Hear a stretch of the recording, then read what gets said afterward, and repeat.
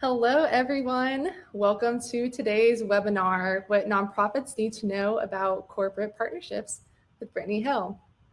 My name is Kara Godleski, and I'm the Marketing and Events Coordinator here at Nonprofit Hub in Doomer Good. Thank you all so much for joining us on this webinar Wednesday. We like to wait just a few minutes for people to log in, get settled, and so in the meantime, you can introduce yourself in the chat. You can let us know what you're from, what your organization is, where you're calling in from. So you can drop that in the chat. Also, we are going to be doing a little icebreaker question. So you can also answer this. If you could have any superpower, what would it be? Brittany, do you want to answer? What if you could have any superpower, what would you choose? So I know teleporting is popular, but I think I would love to maybe hear or understand like what people are thinking, just to get into the kind of mind reading. That would be good for marketing. That would be a good marketing skill. Then you really get into some really scary, accurate ads. Yes, and my tweenager, my preteener. I would love to understand what she's thinking. Yes, I would choose to teleport easily. Like I said earlier, I would be teleporting and calling in from Hawaii on the beach if I could. I'm with you there. I love to travel, so I agree. Yeah, thank you all for joining. I see that we have a lot of people coming in. We have people from Georgia, we have Pennsylvania, Minneapolis. So we have a nice variety of people from all over today. So thank you all for joining us. Before we jump into the content today, I just want to take a minute to go over just a few housekeeping items. If you have to leave early or anything, that's fine, because today's webinar is being recorded. Later on today, you'll hear from us and you'll get a full recording of it and any of the references and materials that Brittany might mention today. And you are definitely encouraged to chat throughout the session and answer the polls and any of the questions we ask. You can just throw that in the chat. And if you do so, you will be entered into a giveaway. If you attend the webinar live and use the chat and answer the questions and engage, you can win this super cool lunch bag. It's called a Hot Logic. It uses this slow cook technology to heat and cook food for the perfect temperature. So you can put your food in there, whether it's frozen, if it's pre-packaged, and you can plug it in. So this is really cool. So this is a great reason to answer the questions today, answer the polls, and stay tuned and stick around with us for the hour that we'll be on. We also have a little bit of time at the end to answer questions. So if you have any questions, just drop them in the chat and our team will be checking in on that. So at the end, we'll have about 10 minutes or so, and we'll do our very best to make sure we can get through all of them. And just a quick shout out to our sponsor, Accelerist. They is one of the leaders in social impact partnership technology. Nonprofits of all sizes rely on their innovative solutions to prospect, measure, and fundraise and inspire profit purpose partnerships. And also thank you to our platform partner, Firespring. Firespring works every day to create tools and engaging resources that make fundraising easier and more effective. Also, I'd like to introduce Brittany. She is our teacher for the day. She is the CEO and founder of Accelerist, the partnership intelligence platform where causes and corporations connect. Brittany specializes in using analytics and innovations to support companies and nonprofits in their pursuit of sustainable events and partnerships. Brittany's trend-setting insights have been featured in Forbes, Huffington Post, Time, MSN, and more. So we're going to have some really great content for us today, thanks to Brittany. She's going to be full of knowledge and a great teacher, so stay tuned, follow along, and I hope y'all enjoyed today's session. Brittany, I'll let you take over, and thank you for being here. Thanks for having me. Yeah, hi everybody. It's so good to see where you all are kind of tuning in from. I know that webinars are so difficult, and I attended actually the first in-person conference, at least mine, a few weeks ago, and it was fantastic. So I wish I could see all of your faces, but I appreciate you joining today. I am actually in Austin, Texas, and it's a little warmer than I think the rest of you are experiencing right now, but we are going through a little bit of a cold freeze or a cold front with a freeze that we had overnight last night. I hope it's the last of its kind, but that's why I have my trusty coffee. I'm warming up. I hope you are too. As mentioned, I'm the CEO here at Accelerist. You can find me on Twitter. Please connect on LinkedIn. Would love to stay connected offline as well. And you can always reach me at accelerus.com, bhill@accelerus.com. As was mentioned, if you're not familiar with Accelerist, we're everything corporate fundraising. So we work with companies and nonprofit organizations to help you raise more money as a nonprofit from the corporate sector, finding new partners through prospect research database, actually identify and understand your value to companies through asset valuation, sponsorship pricing and packaging, point of sale fundraising and employee engagement. If you are already raising money from companies and you want to diversify the streams of revenue that you're receiving from them, maybe beyond grants. We also have a stewardship and impact reporting tracking system to help you manage your existing partnerships and grow those year over year. We also work with a lot of organizations cross-departmentally by leveraging our audience analytics tool that helps you understand your individual donors, who they are demographically, psychographically, what brands they shop with, where they, what brands do they love, where are they purchasing various products and services, not only for corporate fundraising, but of course to drive your interaction and cultivation with those individual donors. So all things data and analytics, and we are excited to be here. I think my screen for some reason is frozen. So I hope you can still hear me. Let's see here. I'm gonna try to unfreeze myself. Okay. Oh no. Hey, Brittany, we can hear you and see you just fine. If you need help clicking through the slides, I'd be okay. Happy to. Oh. Okay. If you don't mind, it's not letting me drive for whatever reason. I don't know if you can go to the next slide. Mm-hmm.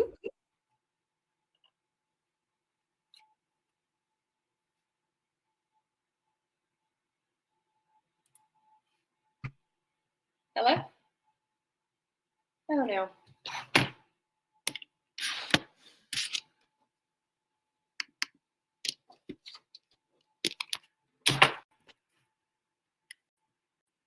Okay, I can see. I don't know what's going on with my monitor, but I'm just going to move that over here and try that again. Maybe my computer was overloaded. Yeah, we can see you and hear you fine on our end. So if you want to just let me know when to go to the next slide, I can be happy to move it for you. Yeah, I got it. Okay, so I'm with you now. Sorry about that, you guys. I don't know what that glitch was about, but today we're talking about everything's corporate fundraising. I'd love to hear from you guys in the chat. For those of you who are currently raising money from companies, just give me a yes. For those of you who have never done it before and maybe throughout the pandemic as a result of the pandemic are looking to diversify maybe how you are raising money in general and are looking to venture into corporate fundraising or partnerships for the first time, that would be good to know too. We're gonna do a little bit of a 101. Okay, so a lot of you are yeses.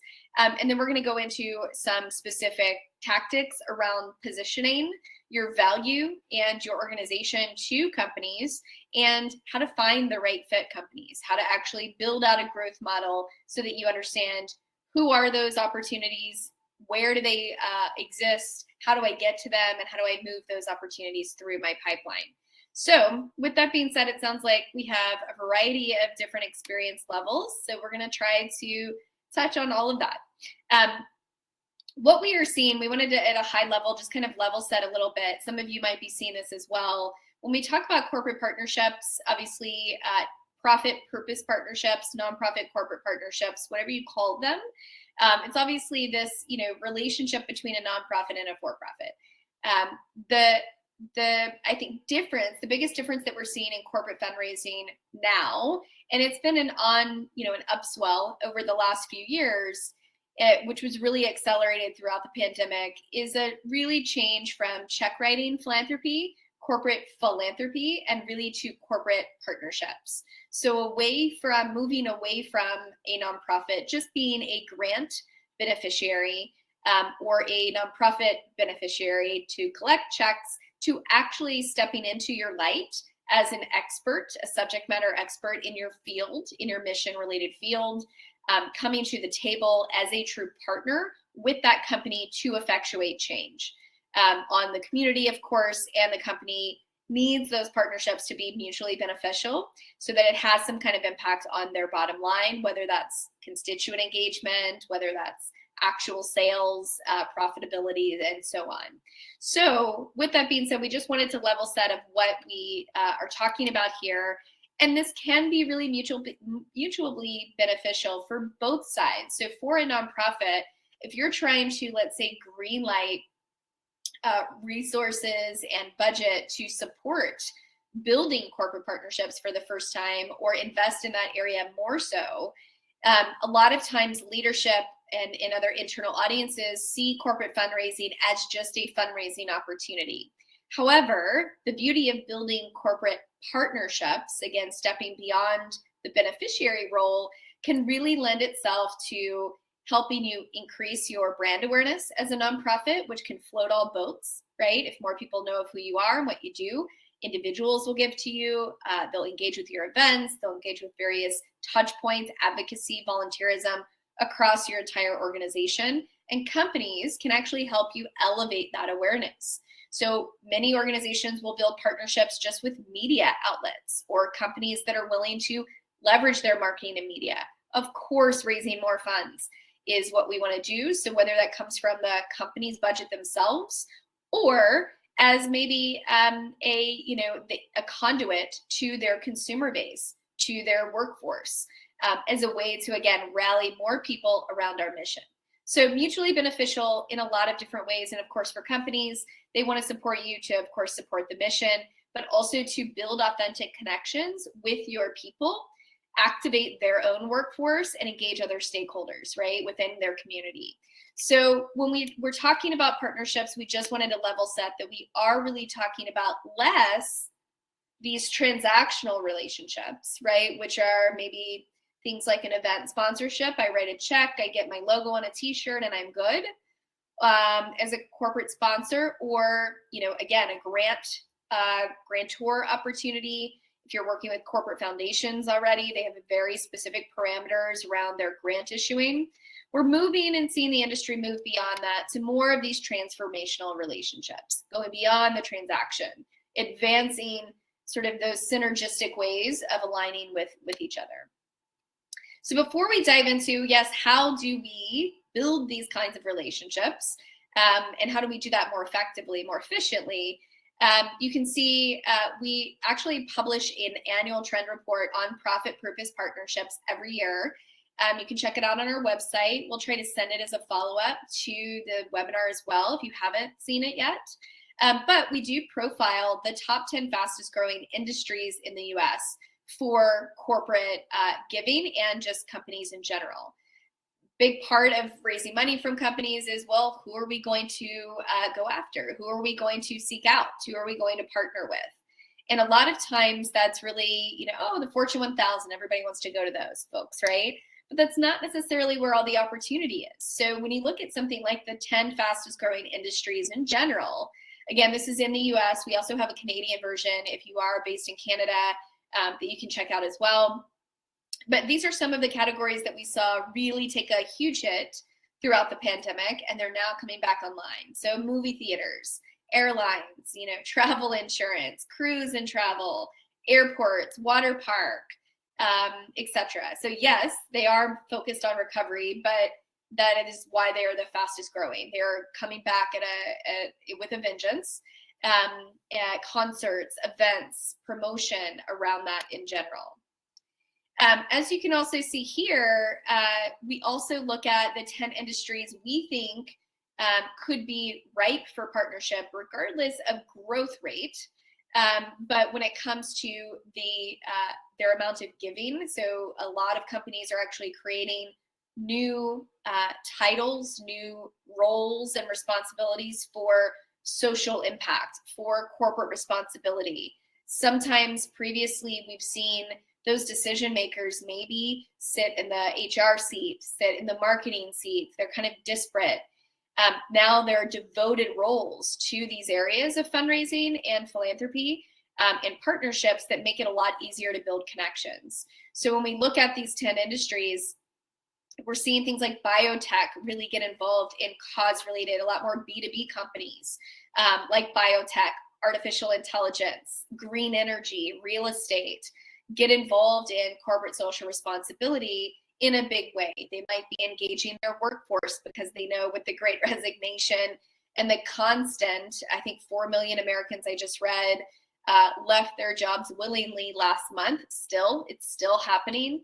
That purpose and aligning their workforce with mission-related opportunities like supporting nonprofit organizations, whether it's monetarily or through volunteerism, is a great way to engage their workforce and bring purpose back to their work so they retain employees. It's not a completely altruistic approach.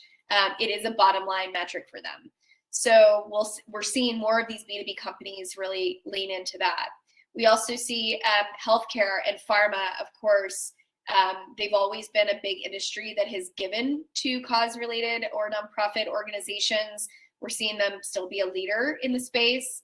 A subset of that is telemedicine, which we obviously is a growing area because of the pandemic, and we continue to see it grow. Cybersecurity, cloud computing, and the Internet of Things. If you think of something like an Alexa, right? All of these digital tools and physical digital worlds are colliding.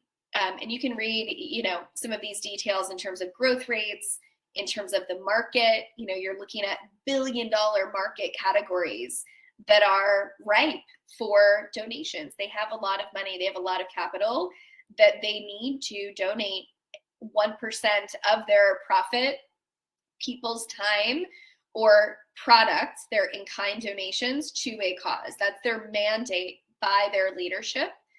That's become an industry standard for companies. So let's tap into that, right? So with that being said,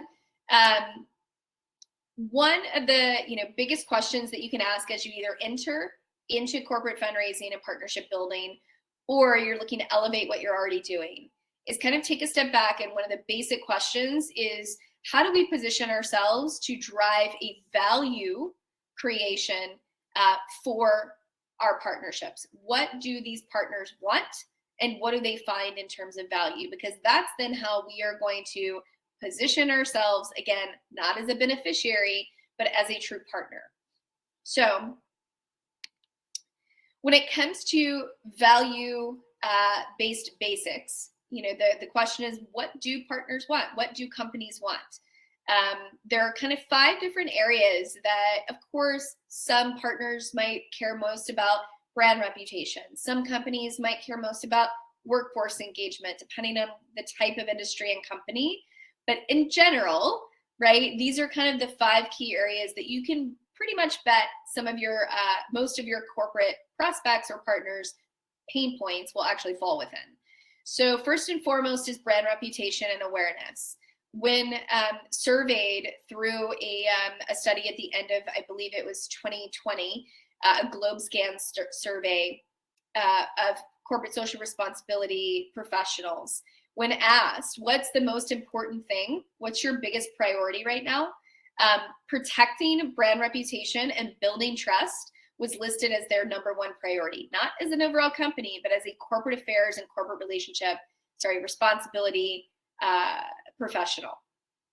Right behind that, number 2 was stakeholder engagement, whether that's employees or customers. That was the number 2 important priority. So brand reputation and constituent engagement is the priority of CSR professionals here. So whether that's, through, again, volunteering, through advocacy, through consumer, engagement, whether it's cause marketing type of relationship, petition signing, whatever that looks like, they want to engage their people because they know that it works. They have happy customers and a happy workforce. They'll have a healthy bottom line. The other things, of course, societal solution. Now more than ever, going again beyond philanthropy, companies want to help you solve a problem. They want to solve social issues. So they want to feed more hungry. We've heard from many organizations and companies, folks like Tyson Foods, who are reallocating their philanthropy budget to actually be an innovation budget to create drones that drop ship food into underserved communities around the globe. And they're working with nonprofit partners on the ground and globally to identify where those biggest needs are, but they're the ones actually creating a product to help move their products into the hands of those that need it. So they want to solve a challenge. So when you're thinking about your mission, how can you engage companies and add value to them as an expert in solving a problem? And then ESG goals, if you guys have not heard of environmental social governance, it is a standard by which most public companies are now held to, which essentially requires public companies and then private companies as well are being asked for this information by their leadership that essentially demonstrates how they're actually making an impact within each of those verticals. So how are they, let's say, reducing their carbon emissions, improving their supply chain on the environment front, the E? How are they making a difference within social impacts, whether that be volunteering or supporting local missions, local organizations, national organizations, through their constituency? How are they actually committing? Where are those dollars going? Are they moving the needle? Are they changing behaviors? Are they feeding more people that are hungry? Are they building more homes for the homeless? What does that mean? And then governance is really along that same line of DEI, right? So are our board structures within companies changing? Do we have more equitable access for education, healthcare, whatever the case may be, for our workforce, for others? What are we doing across that entire spectrum to move the needle? These are the questions that companies are asking. So guess what?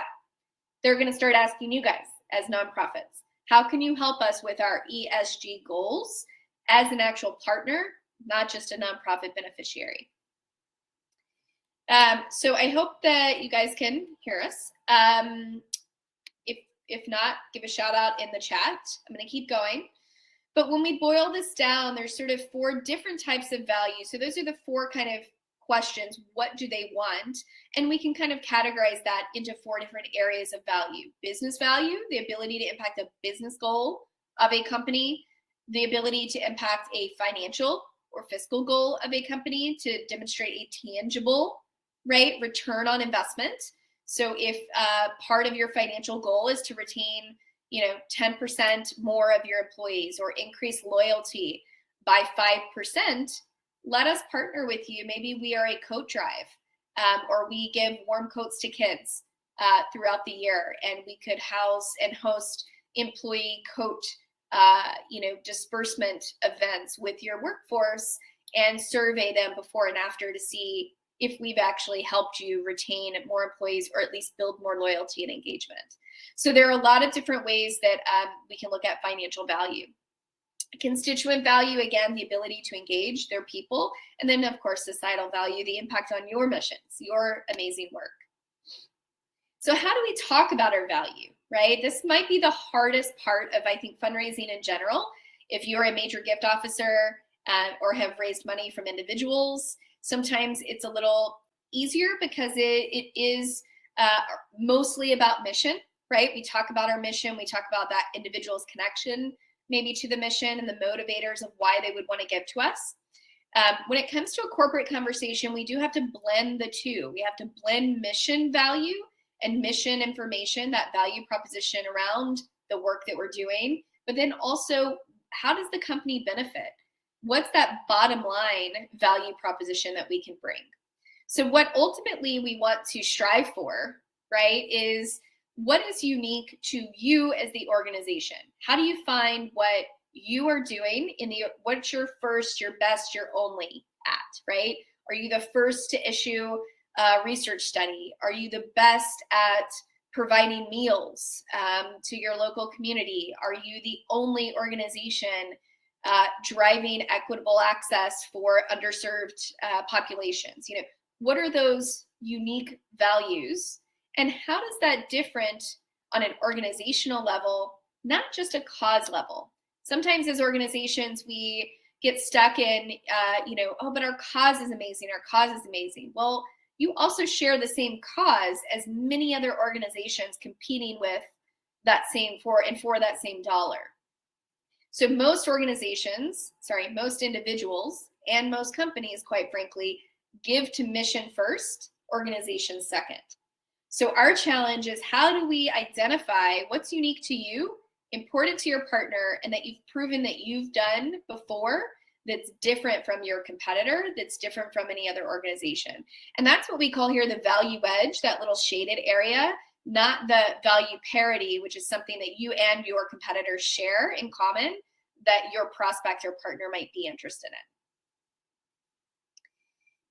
So with that being said, here are some examples of how the unique value propositions that other nonprofit organizations have illustrated. So one example is from the Khan Academy. So their UVP is that for every student, every classroom, real results, right? So this kind of supports their targeted mission, served constituents, and their needs for equitable access, a variety of learning environments, and the need for a return on their time and their investment in education. As we kind of shift that for corporate fundraising, right?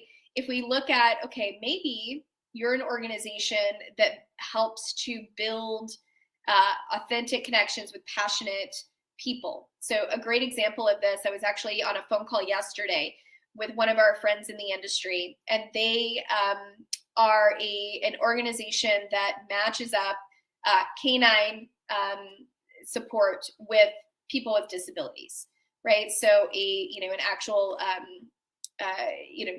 dog, a support dog for people with disabilities. And one thing that they were really creating as their unique value proposition was, listen, we have a base of really passionate people that have either visible or invisible disabilities, and they can be a voice to companies like Google, who are looking to create self or automated driving cars for people with disabilities. They can actually be a resource, an expert resource on product development. When it comes to abilities wearables, right? There's a whole category of new, products for people with disabilities, because companies realize a specific portion of their workforce in particular, and of course consumer base, actually are living with visible or invisible disabilities. So how can maybe your unique value proposition is that you can help those companies build authentic connections with subject matter experts and drive product development? So that's one thing. You might also have a huge employee engagement program. We also work with another organization, Operation Warm, who has those employee coat disbursement events, coat giveaway events to help kids in underserved communities have warm coats. And so they've built an entire program for corporate fundraising that essentially says to brands like FedEx and Hollister and others, donate X amount to us and we'll curate your own custom coat drive or coat event for your employees.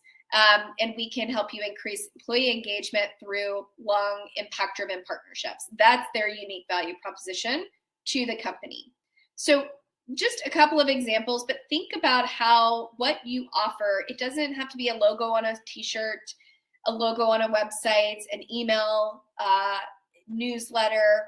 Those are nice to haves, but let's be honest, most companies that are supporting you and that do want to support you, they have their own media channels. They have their own media spend.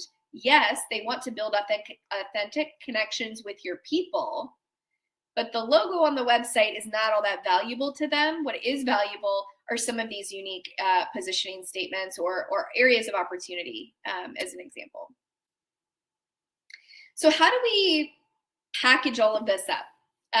Here's a challenge to you. We used to do, back in the day, pre-pandemic, when we would do conferences in person, we would do a session where it was a 7-minute pitch. So before you approach a company, or as you approach a new company, if you already have a corporate fundraising base, I challenge you to think about how do you explain who you are, what you do, what you need, and what you can provide in terms of value in 7 minutes or less, right? Because any meeting with a potential corporate prospect should start out with that first 7 minutes, laying the groundwork, and then a lot of listening comes after that. Because you want to set yourself up as, again, how can you help them accomplish their goals? So in order to do that, we have a little methodology here that we built based on the feedback from hundreds, thousands of corporate executives over the years of how do you want nonprofits to explain themselves? How do you want to hear about the need in the community? How do you want to hear about the business value that this, again, partnership, not beneficiary relationship, can actually bring to the business? And so if we start here at the bottom left-hand corner, we start with our why. Many of you might be familiar with Simon Sinek. You might have done exercises like this in-house already on your brand, from your brand perspective of why does your organization exist? This is not a mission statement. This is not we exist, for this whole paragraph of reasons. It's, if you're maybe a literacy organization, you might exist because, 46 million kids in America still can't read. That might be why you exist. Or if you are a health-related organization, you might exist to end pain and suffering for 56 million people around the globe that are living in pain with a certain disability or health issue. Why do you exist? So that's first and foremost. Then we get to the what. What then do you do? How do you help those millions of people or millions of animals or conserve millions of acres of land? What do you do? Do you conduct research? Do you support advocacy efforts? Do you treat patients? What is it that you do? And it could be 2 or 3 things. And we always like to ground that with data. So we might support those 56 million Americans or 1 million of those 56 million Americans through a community portal, or we might invest hundreds of millions of dollars more than anyone else in, pediatric cancer research. Whatever it is that you do, let's blend the hard data, tangible facts with what you actually do. And then we get to the need. So what do you need? If you've done all these great things and obviously you have a great mission, why do you still need money and why now? I know there's a lot of noise right now, always seems to be here lately, when it comes to social issues, whether it's social injustice, a global pandemic, a humanitarian crisis, a political crisis, whatever that might be, there's a lot of noise. So how can you break through that clutter to say, listen, we still need money because although we're supporting 1 million of those 56 million people, animals, lands, whatever, there's another 55 million out there that is not getting support. And if they don't get support, they can't leave their house, they can't get a job, they can't live. If we don't exist, if we don't get funding, what happens, right? That's the need. These are literally, you guys, 1-sentence statements, and each of these categories across that 7 minutes to really build a framework for fruitful conversations. The next area is promise. What can you deliver to your partner? Again, going back to our value points, is your promise to engage their constituents? Is your promise, maybe you have a really well-known brand, you have a high brand reputation, and your promise is to help them increase their brand reputation by aligning with you. Or if you are a subject matter expert and you work with other academic institutions, and you create content and distribute research, maybe that is what your promise to them is to be the go-to resource for all healthcare issues for your company. I don't know. That's your promise. And then the benefits are kind of transactional. Yes, companies still want exposure through your social channels. They want you to help them tell their authentic story, right? So yes, we do need to talk about how maybe we can issue a press release to announce our relationship, or how we might be, we can give you recognition through our annual report or through our email marketing, or maybe we have influencers, involved that, based on the certain amount of donation that you're able to commit to, we can, unlock some funds to support influencers to talk about our partnership, those benefits that they get. And then lastly, what is that unique value proposition? How do we bring that into the fold? And so guess what, guys? We've done this kind of work with, Google and Bumble and Dell, and we would love to figure out how we can be of support of you and your goals too. So, what's that unique area that you really differentiate in? And that's your 7-minute introduction, right? In any kind of conversation that hits on mission first, but then business value as well. It's sort of a 50-50 approach to your pitch, to kind of packaging your value proposition. So now that we kind of know how to package our brand, how to talk about our organization and our mission for a corporate conversation, of course, we need to know, how do we calculate and understand, maybe, is this even a viable revenue strategy for us? For those of you who have not embarked on corporate fundraising, it might be a new area.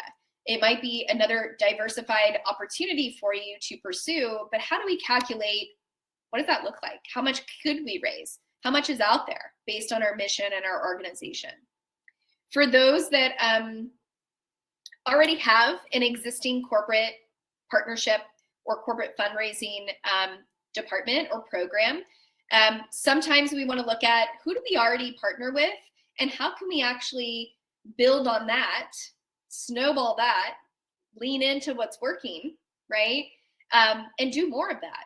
And so when we think of revenue growth and revenue modeling for corporate fundraising, we want to look at 3 main factors.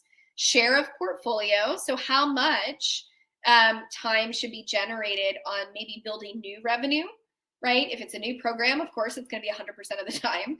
If you have an existing program, maybe you need to afford 20% of your time or 20% of your revenue to building new revenue, while 80% should be spent on retaining your existing and expanding what you have with them.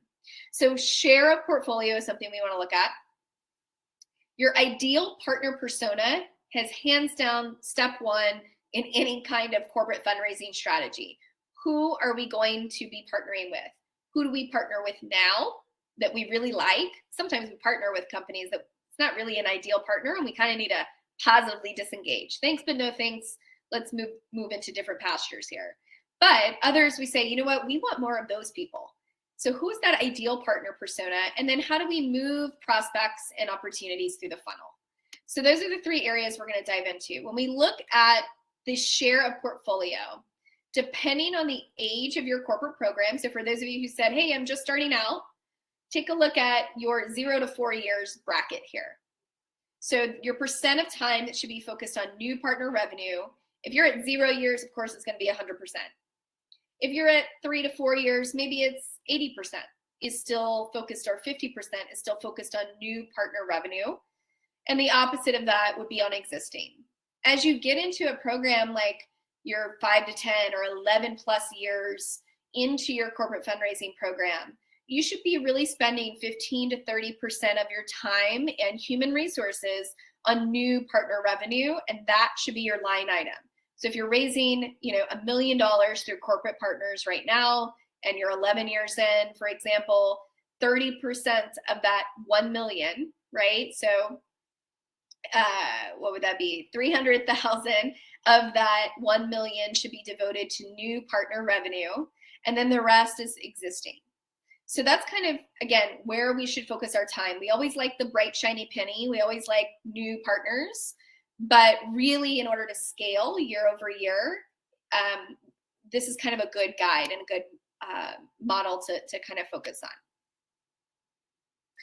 When we look at building your ideal partner persona, and again, these slides will be available after the fact, and this is actually pulled from one of what we call our playbooks on prospecting. We call it Prospect Like a Boss, where if you can't see these details here, it is a little small.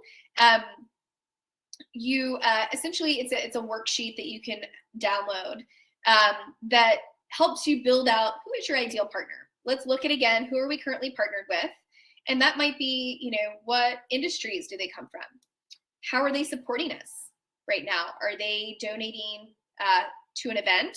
Are they giving us a grant? Are their employees involved? Do they round up at register? How are they supporting us? Who's our point person? Is it community relations? Is it marketing? Is it HR? Who are we typically conversing with?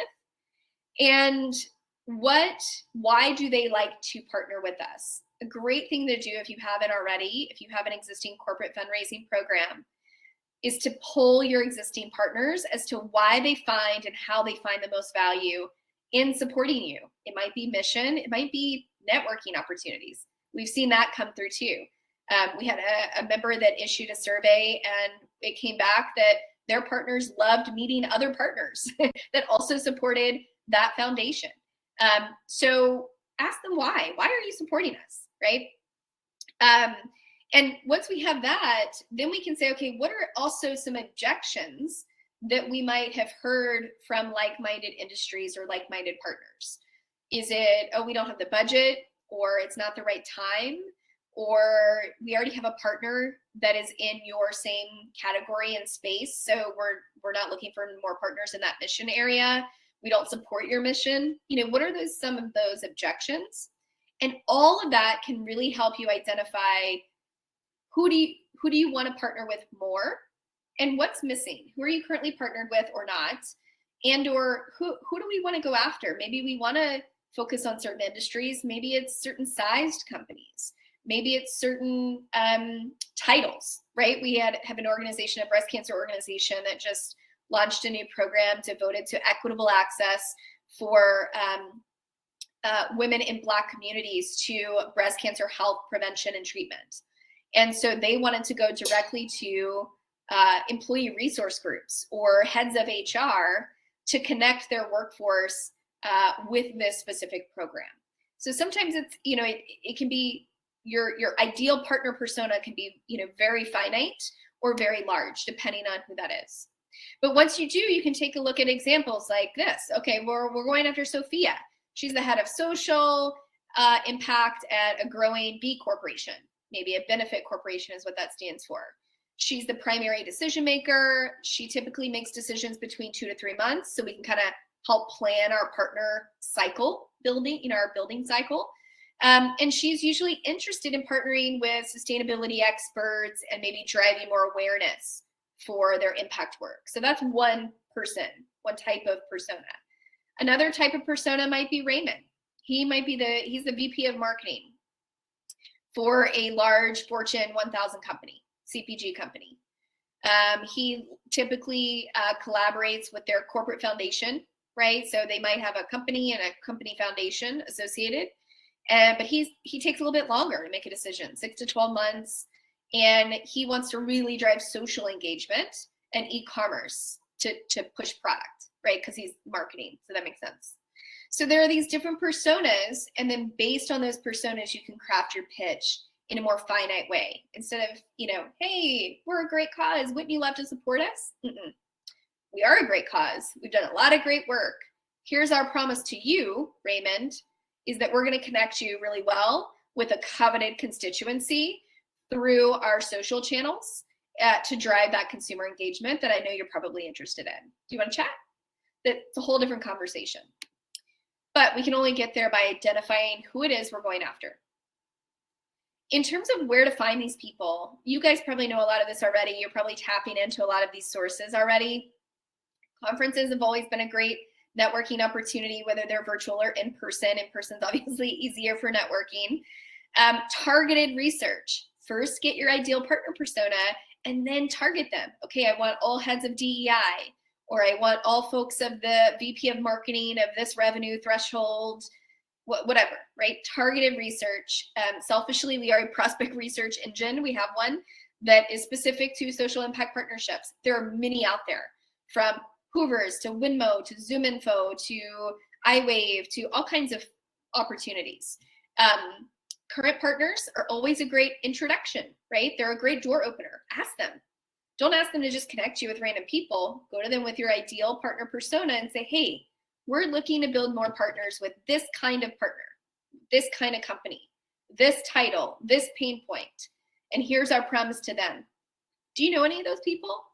Helps them get you to the right people faster. Board members, if you haven't exhausted your board member connections, that's a great ask as well. Again, bring that IPP, that ideal partner persona, with you there. And then there are varying trending lists like we provided to you as well, in terms of fastest growing industries or top giving companies, so on and so forth. And if you do have a marketing team at your nonprofit and you have a good relationship with them, it's a great conversation to have to say, hey guys, you know how we market to generate individual donations to our organization, right? We put up digital ads, social ads to drive donor acquisition for individuals. Could we do that for corporate donors as well? We've seen that become a really big trend for many organizations of varying sizes.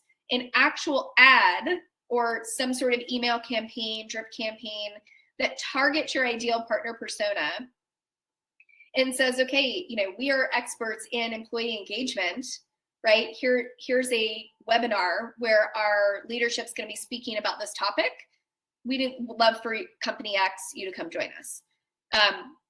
Actual marketing to bring them into the fold.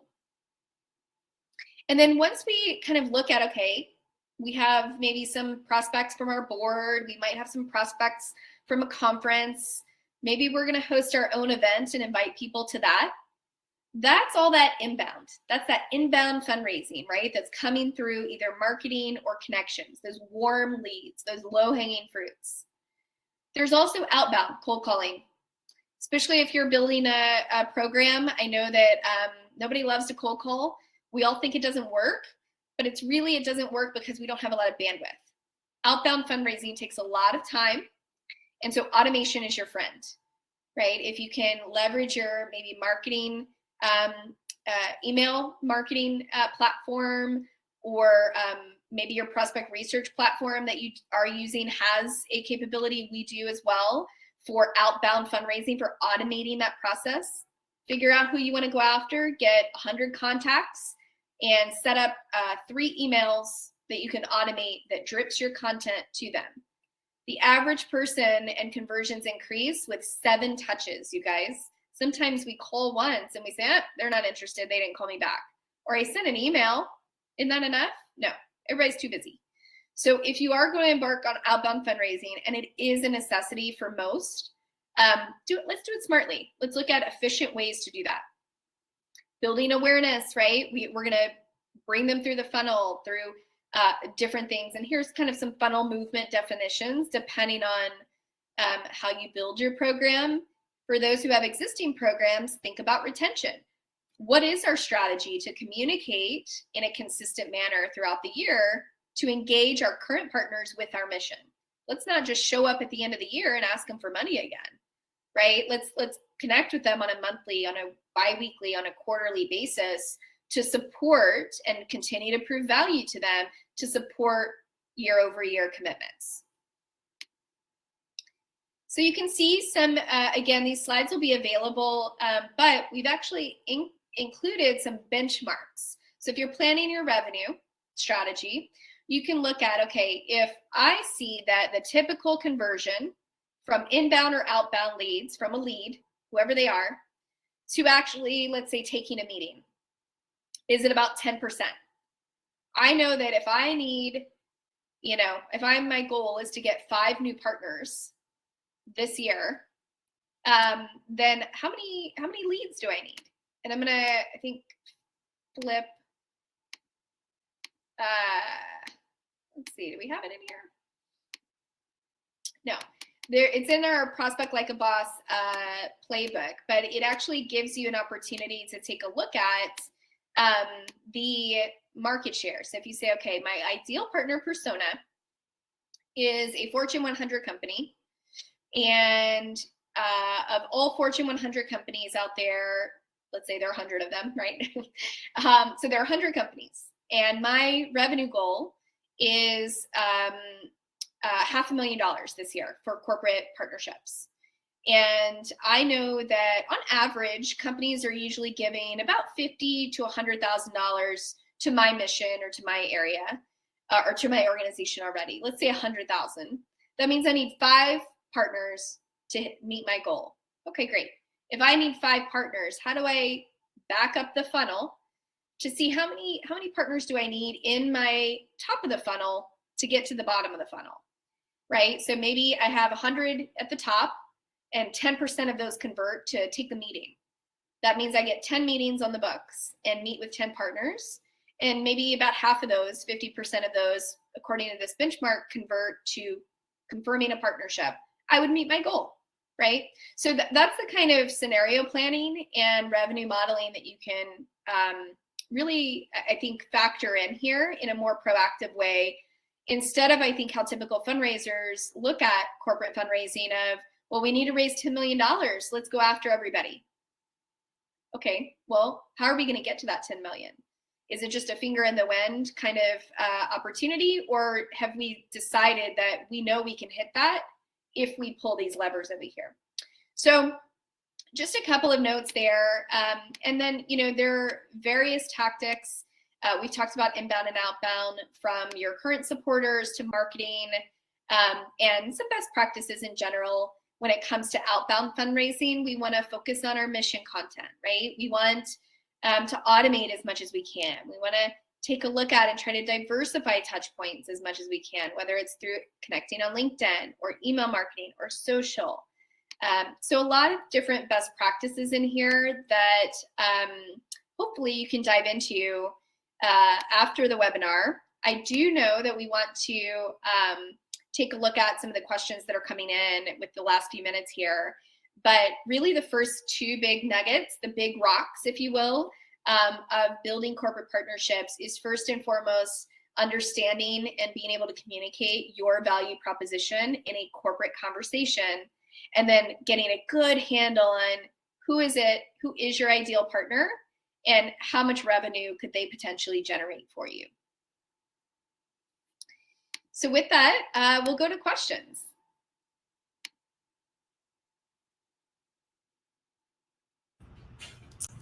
Hey, Brittany. So we do have a couple questions in the chat, and I'll read them off for you. Okay, so here's a question from Elizabeth.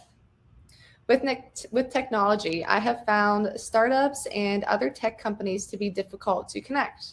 What recommendations do you have to reach out to these types of groups?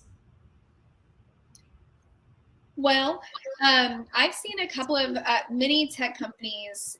Google is a great example of this.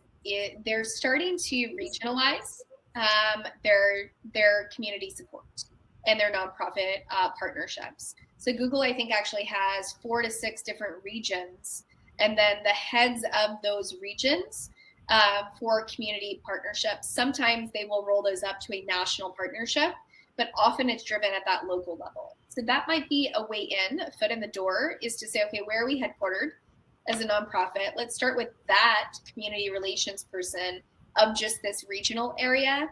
Again, prove value in the partnership so that it's sort of greenlit across multiple regions. That's one opportunity.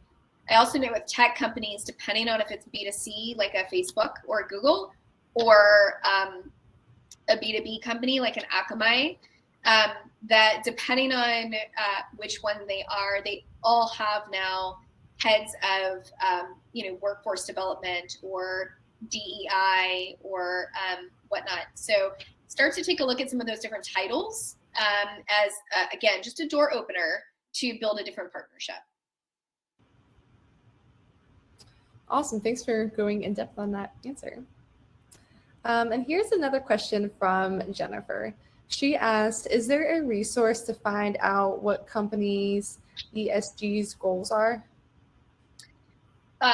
Yes, two different resources. So ESGs are typically aligned with UN Sustainable Development Goals, SDGs. And so you can take a look at, I think, three different sources. One, if it's a public company, they have filed an impact report every year, and you can find that at the Global Reporting Institute or on the company's website, or quite frankly, at the Accelerus database. But it will have actually all of their ESG measurements and metrics in a framework. If they're not a public company or maybe a smaller company, but they have maybe committed to UN Sustainable Development Goals, you can go to the UN Global Compact, Google that, and the database will come up. And you can search a company and it'll say, okay, they've aligned with, SDG number 3 that's focused on good health and well-being or whatever. Again, you can find that at Accelerist, but that's a public source opportunity. Awesome, great. Also, we have another question from Rebecca. Is it more recommended to have that pitch in verbal or have it being written or both? If you haven't gotten to the right contact but want to start getting some traction, can you send this pitch to someone who connect you to the right person after? Yeah, I think so. So that kind of methodology is meant for a verbal or written pitch. We've seen organizations use that framework to actually create their pitch deck, right? That might be like a 10-page or less deck that touches on each of those sections. Some will just create an email that's bulleted that touches on, those 5 or 6 different sections with quick one-liners. Some people even get really creative when it comes to videoing themselves. Maybe it's not 7 minutes, maybe it's 2 minutes that you get to really quickly that touches on, again, each of those categories. And you send that through email to just say, hey, here's who we are, what we do, what we can provide to you. Who can I speak to? And so sometimes it's just kind of testing out those different methods to get to the right person. But yeah, it could be written, or if you are in person at a meeting already, that's a good framework for any kind of start to the meeting. Awesome. Thanks, Brittany. Mm-hmm. And we do have one last question. So this person says that our programs are all overseas. There are still opportunities to volunteer, school supply drives, etc.